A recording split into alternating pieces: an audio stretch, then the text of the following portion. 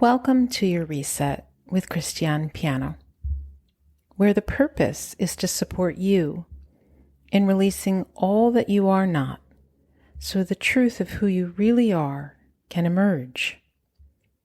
This is accomplished through working with the BodyMind from an ontological perspective. We use various modalities to support you in supporting yourself exactly where you are, so that you may return to an experience of wholeness and ease, moment by moment. Deep reflection is one of the greatest tools through which to do this. To take a moment, to pause, assess, reflect, and literally and figuratively reset, come back to center, and move back into your one and precious life with increased clarity and purpose.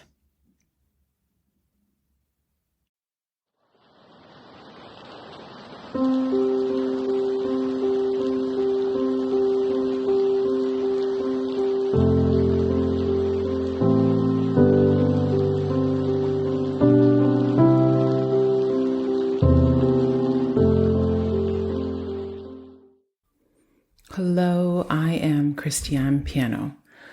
Welcome back. Or if this is your first time listening in, nice to meet you. Before we begin, please take a couple of deep breaths. It will support you in settling into your bones, into your body. Lately, something has been coming up quite a bit in my conversations with others, and honestly, in my own exploration of how I move through life. It's this sense that many of us feel utterly squeezed for time, as if even taking a simple moment to breathe, to pause, feels like a luxury we can't afford. That feeling of your shoulders creeping up towards your ears, just thinking about everything you need to do today. That relentless hum of not enough time. That's what's been on my mind lately, and I suspect that it may resonate with many of you. You might recognize it, that persistent feeling of needing to hurry, to get things done, right now. It has almost become the background music of our lives. Think about it for a moment.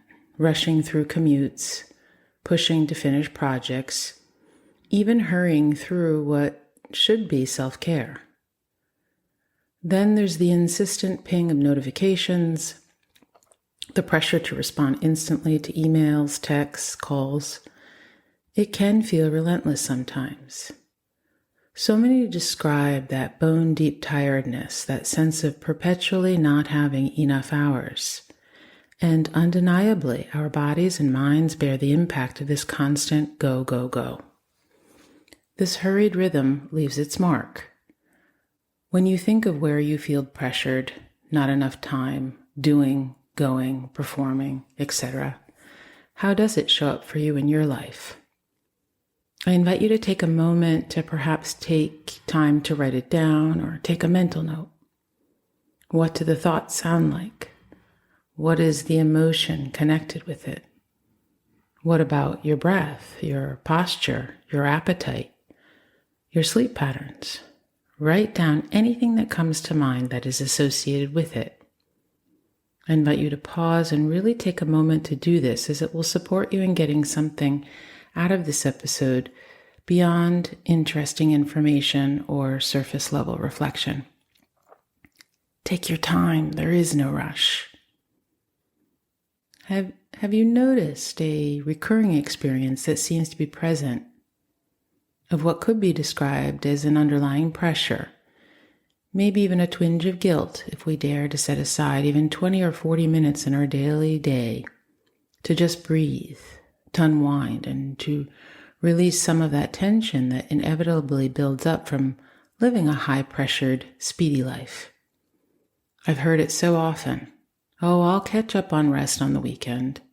Or, I'll really relax on vacation, or maybe on that rare day off. It's as if we've relegated those essential moments of stillness to some distant point in the future.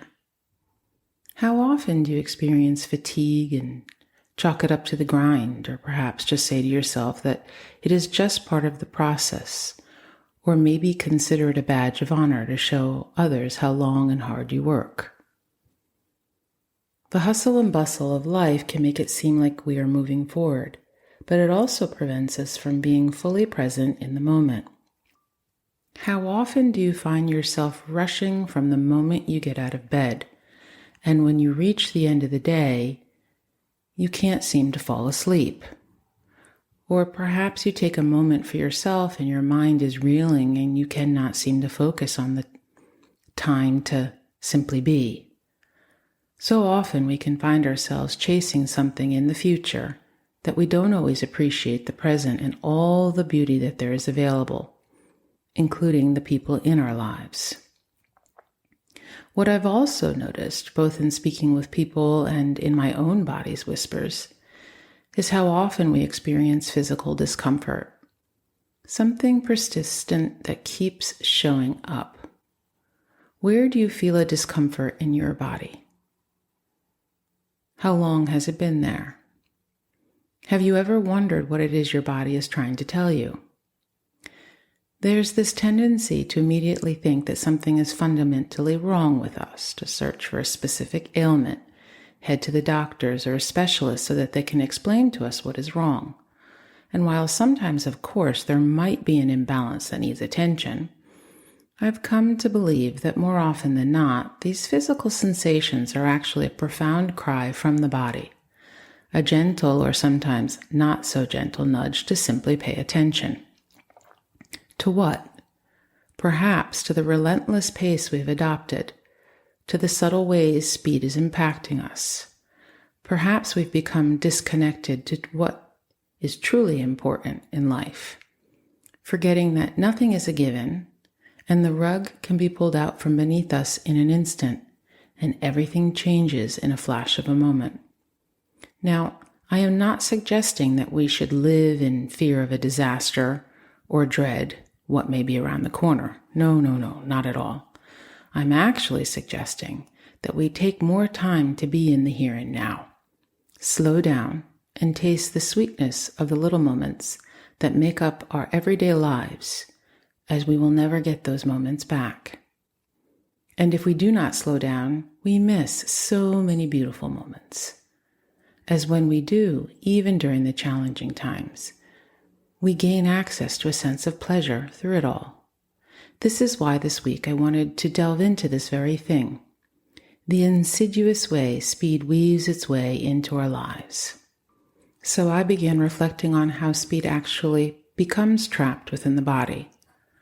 When we're constantly rushing, that stress can cause a tangible tightening within, those crucial connective tissues losing their natural flexibility.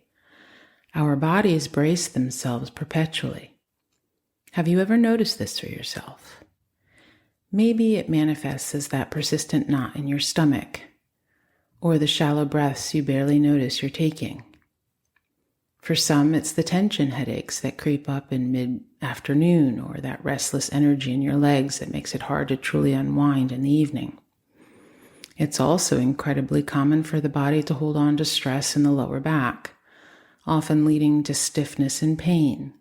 And this tension can also show up in the pelvic region, manifesting as various discomforts. The internal response can often be one of frustration. Why is my body bothering me with this right now? I have things to do. A dismissal of the very signals urging us to slow down. It's a curious paradox, isn't it? Our bodies often speak to us through these aches and pains, yet our ingrained sense of urgency often leads us to ignore the messages and push harder, drawn by the deceptive promise of speed. Speed holds such a powerful allure. There's something undeniably seductive about it. It possesses this almost magnetic pull. It can even become something we are accustomed to, perhaps even subtly addicted to. Looking around, this frantic pace can almost feel like the established norm, as if everyone operates on the same relentless treadmill. And the very idea of slowing down can seem like this incredible, almost unattainable luxury. But consider this. What if that's not the complete picture?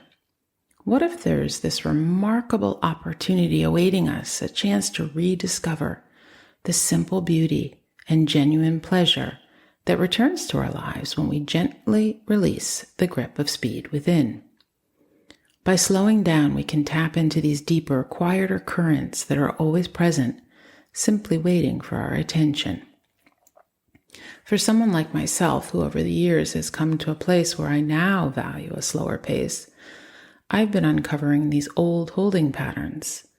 I've been sitting with the question as what is going to support me in releasing this next layer I've discovered, and how can I go about giving myself yet another layer of permission to slow down even more and explore in new ways. Having multiple options is important to support our inner exploration and embody our experience.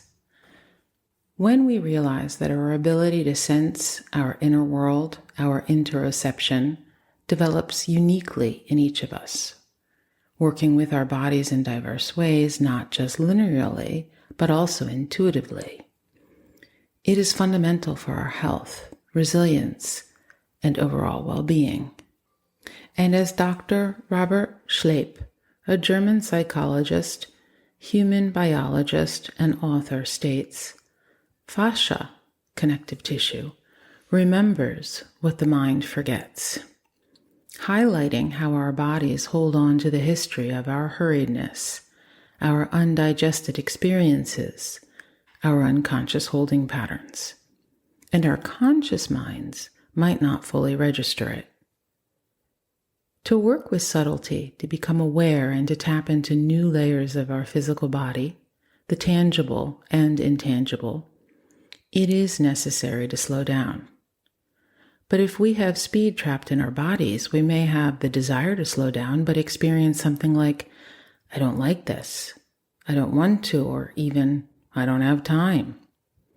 This is where learning to release the speed and emptying out before you begin, if you will, comes into play. And learning to do this is an education in itself. I think it is so important to remember that the exploration never ends. There is no arrival, no place to be, and nowhere to go. It's through this very process of personal exploration, of learning to release our own ingrained speed, that we begin to understand the deeper forces at play, forces like the compelling concept of the urgency response. Our bodies can enter a state of dependence on stress neurohormones simply to feel stimulated, to feel a sense of doing. The system floods with adrenaline, preparing us for fight or flight. In that moment, there can be a fleeting sensation of being preoccupied, even fulfilled. Yet this surge occupies the space where a natural sense of calm and joy could reside, and it can be followed by extended periods of anxiety or the sharp, emotional spikes that accompany that constant chase. Consequently, when the sense of urgency is absent, a certain flatness can emerge, feeling that something is missing. If you pause for a moment, reflect how this may be showing up in your own experience of life. Beyond the physiological pull of the urgency response, we're often navigating a societal landscape that subtly equates busyness with worth.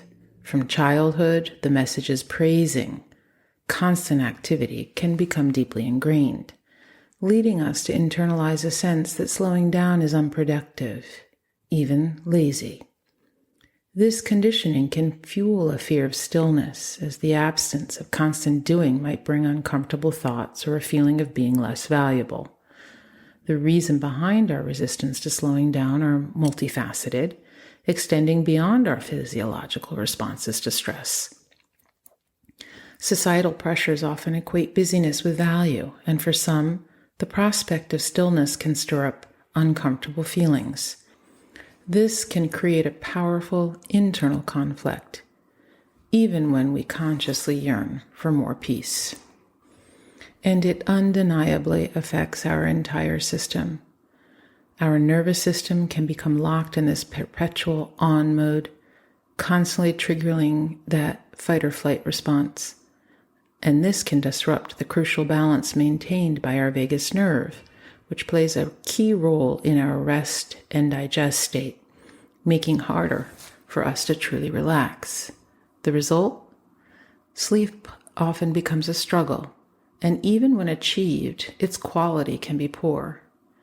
Have you ever noticed that even if you have slept for perhaps 8 hours, you wake up feeling tired? Well, that is a sign of quality of sleep or lack thereof. And this places significant strain on our entire body-mind operating systems.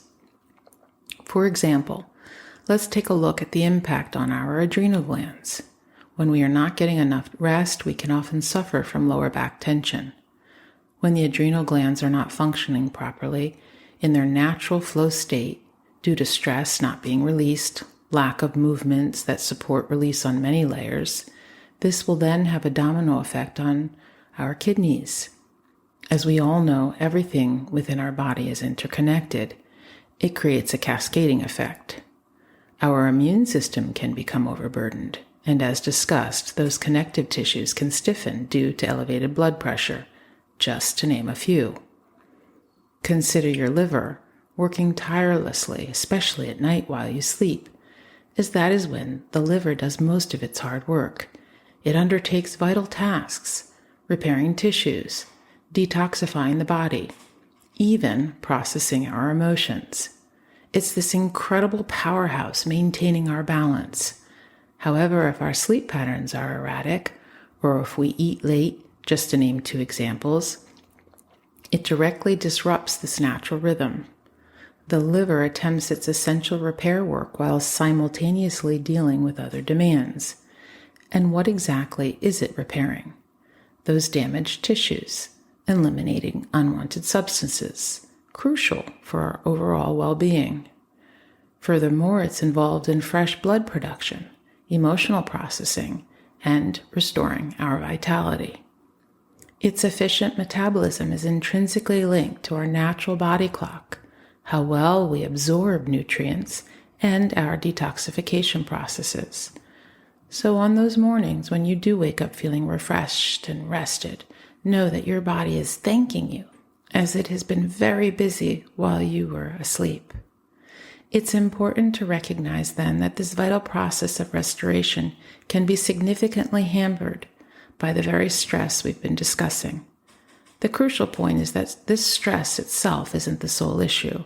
Rather, it's our relationship with it that truly matters. We actually need a degree of challenge in life. It fosters resilience. However, these periods of challenge necessitate adequate recovery. We require those daily moments of pause to reset, to find our way back to equilibrium, that inner harmony. Indeed, a certain level of good stress can act as a catalyst for health and healing. Interestingly, research indicates that predicting illness solely based on stressful life events is accurate in less than 15% of cases. This underscores that stress and isolation isn't the primary driver of issues like heart problems or other illnesses. It appears we need a degree of that urgency response to balance those moments of calm and joy, and perhaps even a touch of sadness to heighten our appreciation of happiness. The fundamental point is this. Rather than perpetually striving for constant positive emotions, it's about cultivating a deeper capacity to simply feel the entire spectrum of life's experiences and develop the inner resilience to be fully present with whatever arises. This involves learning to be present with life, regardless of its offerings, and discovering those pockets of joy, even amidst life's inevitable challenges. This capacity to be present with the full spectrum of life, including its more demanding moments, is precisely when our urgency response kicks in. It is in these moments we undeniably engage our urgency response, and in those instances our senses become remarkably heightened. Experiencing that rush of energy when our entire system goes on alert can even be exhilarating if we fully connect with the sensation. So it is not a bad thing per se, but the risk or downside, if you will, emerges when that stress becomes chronic, when it's a constant presence, or when it originates internally from our interpretation of the world. The only genuinely unhealthy state, emotionally or physically, is one of stagnation, devoid of the natural oscillations and flow of life. This natural ebb and flow of experience, the very opposite of stagnation, prompts us to consider what fundamentally drives our pursuits and desires. George Orwell's profound quote, "Men can only be happy when they do not assume that the object of life is happiness," prompts us to consider what truly drives us. For much of the time, the answer is our fundamental survival mode, the core needs of food, shelter, clothing, and procreation. Take a moment to observe your own thoughts, perhaps. You might find that they frequently revolve around these basic necessities. This constant mental note on survival can be exhausting, preventing us from fully engaging in the experience of living.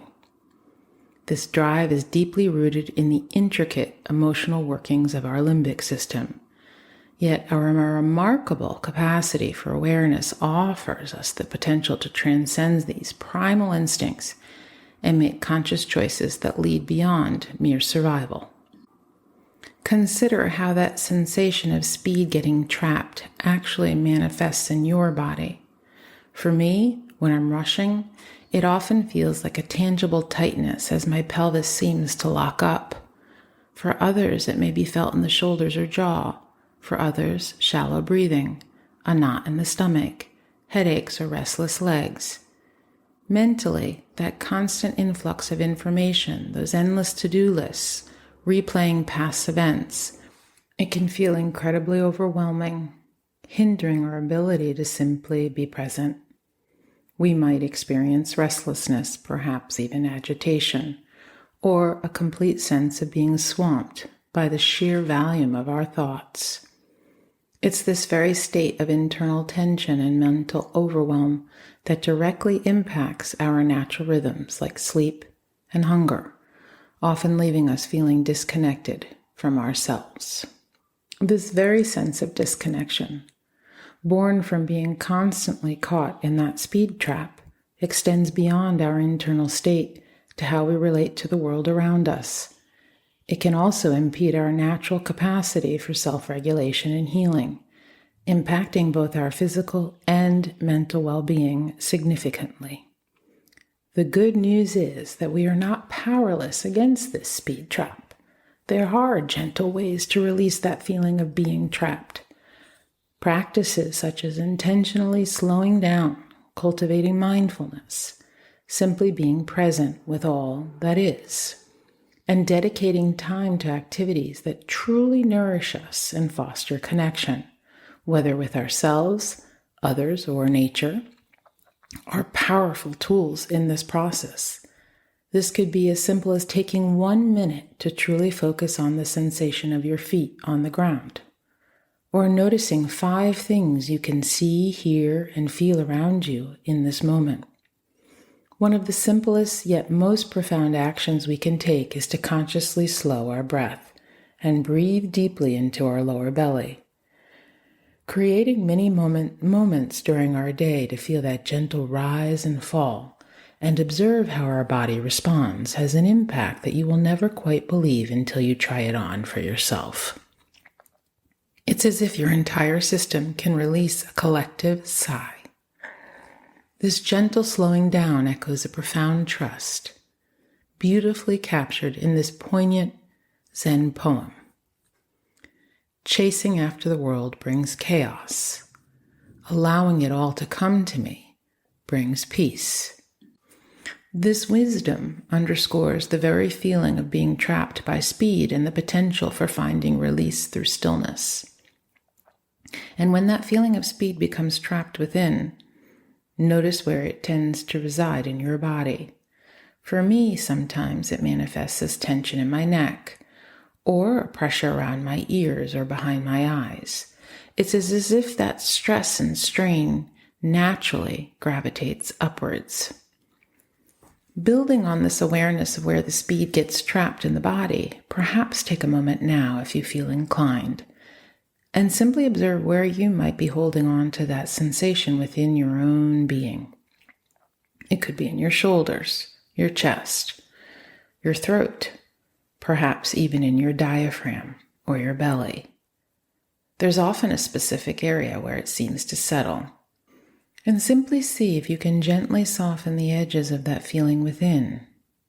Even bringing your awareness to it can initiate a shift, and perhaps even visualize the space within your skull becoming still, not in a rigid way, but simply quiet and spacious. Because when speed becomes trapped, our heart often races, our pulse quickens, and even our fascia, that intricate connective tissue network throughout our bodies, can become hard and inflexible. We might even experience that heightened state of vigilance, that constant need to scan our surroundings. Yet, despite these powerful physiological responses to trapped speed, what if we could begin to allow time to be our ally, rather than feeling as though we're in constant opposition to it? What if we could release that urge to force or push, or simply allow our breath to be soft and natural? So often that sensation of rushing stems from an internal resistance to the inherent flow of time. I sometimes visualize it like an hourglass, with time gently and consistently flowing. Imagine that connection from the crown of your head, your cranium, down through the soft passage of your neck all the way to your heart. And picture those busy thoughts within your mind, like individual grains of sand, slowly and gently siphoning downwards, transforming into a sense of clarity, leaving a feeling of open, transparent space within your mind. This process of releasing trapped speed, of emptying out to create space, feels like a necessary precursor to truly accessing our innate capacity for joy and fulfillment. It makes you wonder about our inherent drive for pleasure. Researcher Candace Pert put it beautifully. Where the brain seeks stimulation for the new, the mind appreciates and is soothed by the old. The mind enjoys quiet peace, but the brain is hyperactive and keeps sending signals to eat, fight, flee, or make love, instead of just sitting there connecting to the world. Our brain only knows that it and its body are being stimulated. To truly harness this, we must use our mind to tell our brain how much and what kind of stimulation it should be processing. We must teach our brain that artificial stimulants such as drugs or urgency neurohormones are not the way to the most fulfilling life. What if the key to unlocking a more vibrant and easeful life lies not in striving harder, but in simply slowing down enough to truly feel? It's in those intentional pauses, those moments of paying attention to the subtle shifts within us, that a deeper sense of self emerges. As the wisdom goes, to allow prosperity to enter our life, you must allow your breath to bring you peace. It's about recognizing that even small, conscious actions, a focused breath, a release of physical tension, can begin to unravel the grip of speed and allow our inner voice to be heard. Our bodies are inherently aware, constantly providing feedback if we can learn to tune in. By simplifying our lives, decluttering our minds and our schedules, and by consciously choosing to do less than we can, we create the fertile ground for profound awareness and well-being. And it's within this spaciousness, created by simplifying our lives, that we can begin to access a deeper sense of presence amidst the everyday. The journey isn't about escaping the world, but about finding that still point within it. As Roger Howson reminds us, the everyday familiar sense of self who lives in time And that dimension, which we've called presence, that is always there, that is still in quiet. And perhaps the key lies in understanding that when a flower doesn't bloom, you fix the environment in which it grows, not the flower. This invites us to look at the environments we've created, the pace we set, the pressures we internalize, and to actively participate in cultivating lives that truly allow us to flourish. It's about recognizing that the answer isn't to fix some perceived flaw within ourselves, but to nurture the conditions in which we can thrive. Ultimately, this is about remembering that we have a choice. It's not about retreating to a mountaintop, but about living amidst it all with greater awareness and care for ourselves, crafting a life that resonates with our individual needs and rhythms. I will leave you with these words by the German Nobel Prize laureate Hermann Hesse. Within you, there is stillness and sanctuary to which you can retreat at any time and be yourself. As always, may the time you created to reflect today create an added value in your life experience. I look forward to hearing about what resonated with you, and feel free to share this episode with anyone you think may find it supportive in some way. Like, follow, or subscribe. Until next time.